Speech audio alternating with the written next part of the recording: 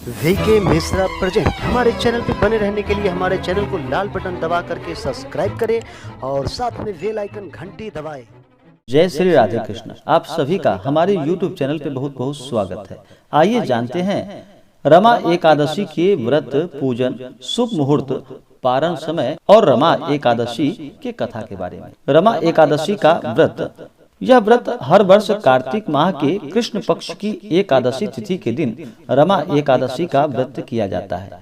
इस व्रत में भगवान विष्णु, माता लक्ष्मी और भगवान विष्णु के केशव स्वरूप का पूजन किया जाता है।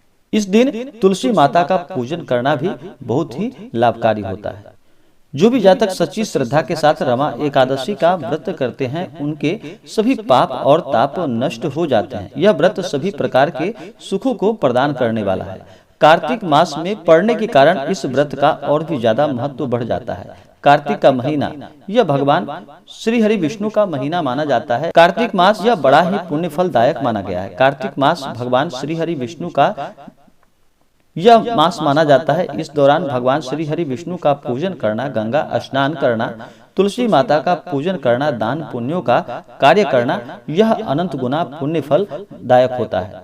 जो भी जातक रमा एकादशी का व्रत करते हैं, उन्हें दशमी की रात्रि से ही इस व्रत के नियमों का पालन करना चाहिए। दशमी की रात्रि में शुद्ध और सात्विक भोजन ग्रहण करना चाहिए। रात्रि में ब्रह्मचर्य का पालन करते हुए भगवान नाम का स्मरण करते हुए रात्रि में सोना चाहिए और अगले दिन सुबह ब्रह्म मुहूर्त में उठ करके नित्य क्रियाओं से निवृत्त होकर के गंगा नदी में या घर के जल में ही थोड़ा सा गंगा जल मिला करके स्नान करना चाहिए। शुद्ध वस्त्र धारण करना चाहिए और फिर व्रत का मन में संकल्प लेना चाहिए कि हे भगवान विष्णु, माता लक्ष्मी, आज मैं आपके रमा एकादशी का व्रत करने जा रही हूँ या करने जा रहा हूँ। इस प्रकार से मन में संकल्प लेना चाहिए। आपके मन में जो भी इच्छा हो, जो भी कामना हो, वह प्रभु से कहनी चाहिए और दिन भर व्रत उपवास रहते हुए इस व्रत को करना चाहिए।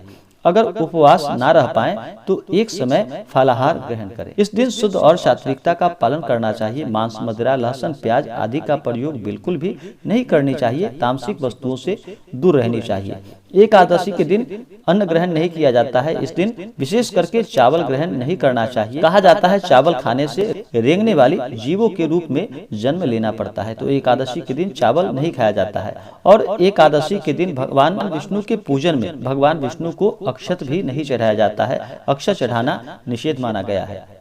एकादशी के पूजन के लिए तुलसी पत्र भगवान विष्णु को जो चढ़ाया जाता है, तुलसी पत्र एकादशी के दिन नहीं तोड़नी चाहिए। उससे एक दिन पहले ही तुलसी पत्र तोड़कर रख लेना चाहिए पूजन के लिए। इस दिन पूजन के लिए एक अच्छा सा जगह ले, उस जगह को अच्छे से पवित्र करके वहाँ पे एक चौकी लगाए, चौकी पे पीला वस्त्र बिछाए और वहाँ पे भगवान विष्णु, माता लक्ष्मी का फोटो या प्रतिमा रख करके उनका पूरे विधि विधान के साथ पंचोपचार या षोडशोपचार पूजन विधि के द्वारा पूजन करना चाहिए। किसी भी प्रकार के पूजन में, शुभ कार्यों में या मंगल कार्यों में सबसे पहले भगवान गणेश का पूजन किया जाता है। भगवान गणेश विघ्न हरता है, सभी प्रकार के विघ्नों को हरने वाले हैं। तो सबसे पहले भगवान गणेश का स्मरण करे, उनका पूजन करे। अगर कलश बिठा रहे हो तो कलश का पूजन करे। उसके बाद दिन में पूजन होने पर सूर्यादि पंच देवता का पूजन किया जाता है। रात्रि में पूजन होने पर रात्रि में गणपति आदि पंच देवता का पूजन किया जाता है। साथ में नवग्रह, इंद्रादि 10 दिक्पाल देवता का भी पूजन करना चाहिए। उसके बाद फिर भगवान विष्णु और माता लक्ष्मी का पूजन करना चाहिए। विशेष करके भगवान विष्णु का जल से उनका अभिषेक करे, उनके ऊपर पंचामृत चढ़ाए, शुद्ध गंगा जल से भगवान विष्णु को स्नान कराए। उसके बाद भगवान को वस्त्र, पीला वस्त्र अर्पित करे। उसके बाद यज्ञोपवीत अर्पित करे।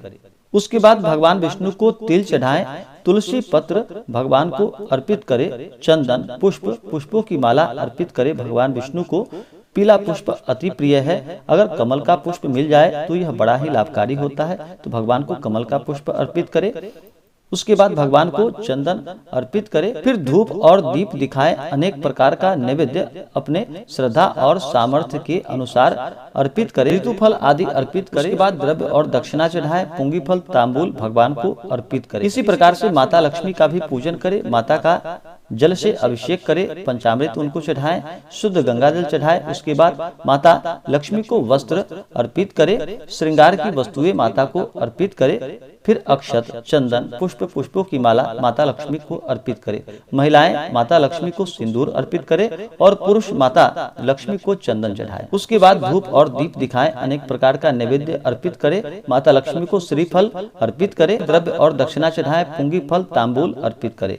इसके बाद फिर रमा एकादशी व्रत का कथा श्रवण करे। इसके बाद फिर भगवान की आरती करे। एकादशी के व्रत में अगर रात्रि जागरण करते हैं तो यह अनंत गुना पुण्य फलदायक होता है। तो रात्रि में जागरण करते हुए अगले दिन जा करके इस व्रत का समय के अनुसार पारण करना चाहिए। तो सबसे पहले जानेंगे रमा एकादशी के शुभ मुहूर्त के बारे में। इसके बाद फिर रमा एकादशी की कथा का श्रवण करेंगे। रमा एकादशी का व्रत इस बार 1 नवंबर 2021 दिन सोमवार को किया जा रहा है। एकादशी तिथि प्रारंभ समय 31 अक्टूबर 2021 दिन रविवार दोपहर 2:38 और एकादशी तिथि की समाप्ति होगी 1 नवंबर 2021 दिन सोमवार को दोपहर 1:24 पे।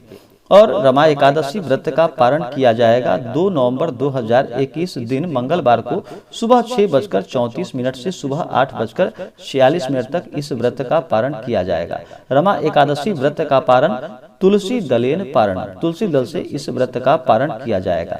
इस दिन योग इंद्र योग रात्रि 9:04 तक। इस दिन राहु काल का समय सुबह 7:21 से सुबह 8:45 तक यह राहु काल का समय होगा। राहु काल समय के दौरान कोई भी शुभ कार्य नया कार्य नहीं किया जाता है, यह लाभकारी नहीं होता है। तो आइए सुनते हैं रमा एकादशी व्रत की कथा। अगर आप कथा सुनने के बाद ब्राह्मण दक्षिणा अपनी श्रद्धा और सामर्थ्य के अनुसार देना चाहते हो तो आप हमें डिस्क्रिप्शन में जाकर के वहां से गूगल पे, फोन पे या अकाउंट नंबर के माध्यम से आप हमें अपने श्रद्धा और सामर्थ्य के अनुसार ब्राह्मण दक्षिणा प्रदान कर सकते हैं।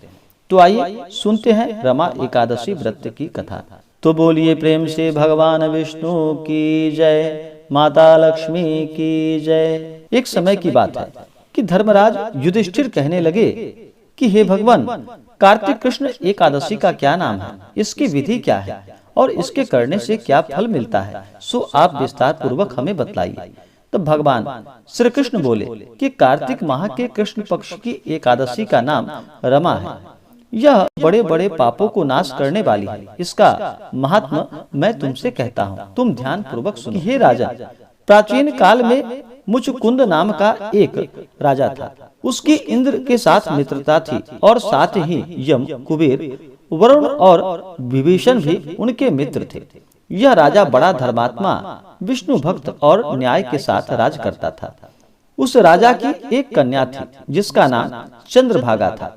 उस कन्या का विवाह चंद्रसेन के पुत्र शोभन के साथ हुआ था। एक समय वह शोभन ससुराल आया। उन्हीं दिनों जल्दी ही पुण्यदायिनी एकादशी भी आने वाली थी। जब व्रत का दिन समीप आ गया तो चंद्रभागा के मन में अत्यंत सोच उत्पन्न हुआ कि मेरे पति अत्यंत दुर्बल है और मेरे पिता की आज्ञा अति कठोर है।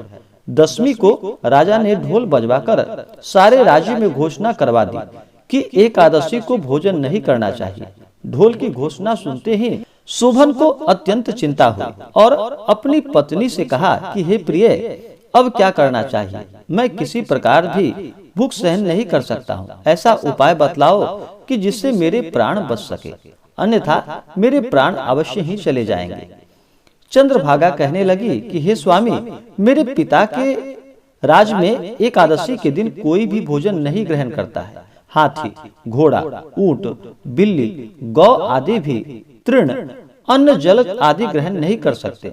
फिर मनुष्य का तो क्या कहना है। यदि आप भोजन करना चाहते हैं तो किसी दूसरे स्थान पर चले जाइए, क्योंकि यदि आप यहीं रहना चाहते हैं तो आपको अवश्य व्रत करना ही पड़ेगा। ऐसा सुनकर शोभन कहने लगा कि हे प्रिय, मैं अवश्य व्रत करूंगा, जो भाग्य में होगा वह देखा जाएगा। इस प्रकार से वह विचार कर शोभन ने व्रत रख लिया और वह भूख व प्यास से अत्यंत पीड़ित होने लगा। जब सूर्य नारायण अस्त हो गए और रात्रि को जागरण का समय आया, जो वैष्णवों को अत्यंत हर्ष देने वाला था, परंतु शोभन के लिए अत्यंत दुखदायी हुआ। प्रातः काल होते ही शोभन के प्राण निकल गए। तब राजा ने सुगंधित काष्ठ से उसका दाह संस्कार करवाया परंतु चंद्रभागा ने अपने पिता की आज्ञा से अपने शरीर को दग्ध नहीं किया और शोभन की अंत्येष्टि क्रिया के बाद अपने पिता के घर में रहने लगी।